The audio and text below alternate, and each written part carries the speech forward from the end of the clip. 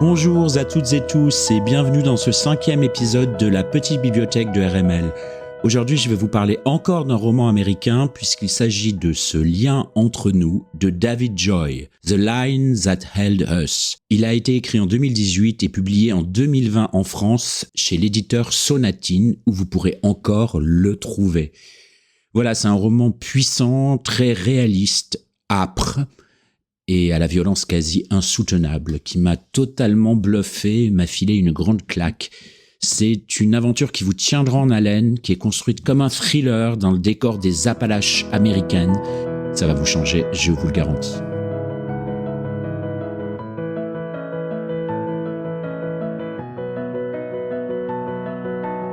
Alors, nous sommes en Caroline du Nord. Darl Moody vit dans un mobile home sur l'ancienne propriété de sa famille. Un soir, alors qu'il braconne sur des terres voisines, il tue accidentellement un homme, c'est le début du roman. Lorsqu'il réalise que cet homme est un membre du clan Brewer, ce clan qui est connu dans la région, cette région désolée des Appalaches, hyper sauvage, ce clan qui est connu pour sa violence, sa cruauté, et il se met, Darl Moody, à craindre pour sa vie et celle de ses proches car il a peur d'une vengeance.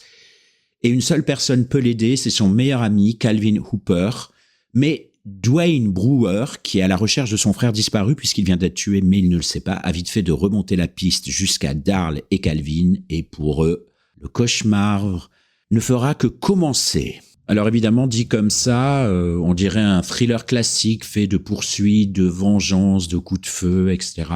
Et c'est un petit peu différent ce livre quand même parce que la première chose qui m'a frappé par exemple, c'est le décor. Le décor, c'est montagnes des Appalaches. Donc une nature abondante, sauvage, qui envahit tout avec une présence animale et végétale très très puissante, des forêts inouïes. Nous sommes donc en pleine ruralité, mais une ruralité complètement américaine, une ruralité qui nous échappe à nous, Européens. Là-bas, la civilisation semble très très très très loin. Quand on lit le roman, on a l'impression que la civilisation, les villes, la culture, les constructions, la modernité sont absolument absentes, sont très très loin et sur ces terres faites totalement de misère économique, de misère sociale, de misère culturelle, les personnages évoluent dans un monde acculturé, dans un monde où l'État semble très très très loin. Et la société aussi. Et ici, tout le monde chasse, tout le monde a une arme. Et le seul livre qu'ils n'ont jamais lu, tous les personnages, c'est la Bible. Et on a affaire à une Amérique profonde, brute, peuplée de brutes, qui ne connaissent que leurs fusils et la Bible. Et aussi, on a affaire à une vie totalement dénuée de sens, qui semble abandonnée du monde. C'est très très beau.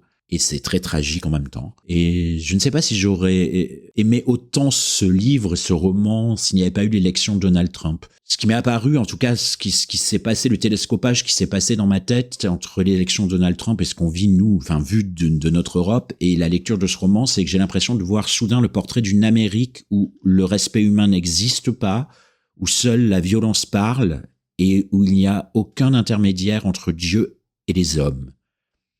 Et c'est là que c'est totalement passionnant et c'est là où l'auteur aussi est totalement brillantissime. On évolue dans la tête des protagonistes, c'est une écriture assez psychologique, hein. On les comprend, on plonge en eux, on les comprend donc on n'a pas vraiment une forme d'empathie mais en tout cas une compréhension de ce qui les motive, mais on est incapable de justifier leur comportement qui relève pour la plupart du roman de la barbarie la plus totale. Il y a des scènes de violence qui sont profondément éprouvantes à la lecture, hein. Notamment je pense à 2 scènes où il est très très difficile de continuer à lire. Mais c'est finalement pas le plus terrifiant dans le livre. Le plus terrifiant, c'est que là-bas, dans ces Appalaches-là, tout semble possible. Il semble n'y avoir ni police, ni justice. Les hommes semblent livrés à leur propre appréciation du bien et du mal. Et en même temps, cette question les obsède. Et ce portrait donc d'une Amérique, cette Amérique rurale, religieuse et bardée d'armes, qui fait sa propre loi, comme au temps de l'Ancien Testament, c'est absolument sidérant pour des Européens comme nous. Et d'une rare violence, et en même temps, ça explique aussi quelque chose qu'on semble ne pas avoir compris de la ruralité américaine, vue d'Europe.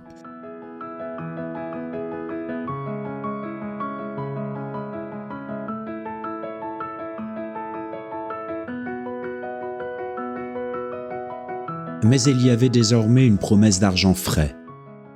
Il suffirait de réparer les routes, de nettoyer les parcelles, de construire le terrain de golf et d'installer 1 ou 2 panneaux d'affichage avec une star du golf soutenant l'endroit, et un troupeau d'imbéciles débarquerait de Floride dans des Lexus et des Mercedes et des Land Rover en quête d'une deuxième ou d'une troisième maison, tel un exode massif de bétail atteint d'une insolation.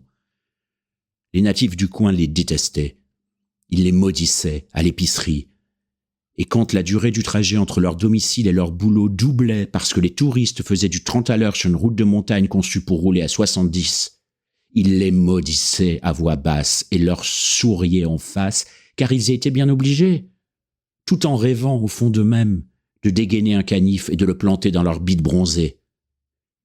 Mais la plupart des gens du coin gagnaient leur vie grâce à leurs poches bien remplies, et donc, à cet égard, la relation était symbiotique. Voilà, c'était un petit extrait de ce lien entre nous. Alors, juste ce qu'il faut savoir sur ce romancier, David Joy est un romancier, donc un novelliste américain, comme je l'ai dit, qui est né en 1983. Il est né en Caroline du Nord et il écrit essentiellement sur les Appalaches. Et il fait même partie, donc j'ai découvert ça, de ce qu'on appelle l'école des Appalaches, qui est un mouvement, un courant littéraire américain dont le maître est Ron Rash. Ron Rash qui est un très très grand romancier américain. Et Ron Rash a été d'ailleurs à l'université le mentor de David Joy, puisque David Joy a été son étudiant. Et cette école des Appalaches a, on va dire, comme ligne directrice esthétique des romans sombres et en même temps très très réalistes qui explorent donc les tensions sociales et culturelles de cette ruralité des Appalaches. Ce lien entre nous donc a obtenu le prix du livre du Sud en 2019 aux États-Unis. Et David Joyce, entre-temps, a encore écrit 4 romans et en France, ils sont tous édités aux éditions Sonatine où vous pourrez les découvrir et les lire.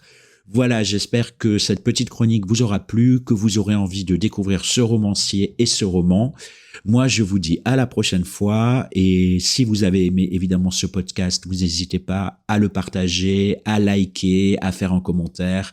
Vous savez que les podcasteurs en ont besoin pour que ce podcast puisse exister. Et moi, je vous dis tout simplement à la prochaine fois. Et d'ici là, j'espère que vous aurez lu et encore lu. Voilà, à très vite.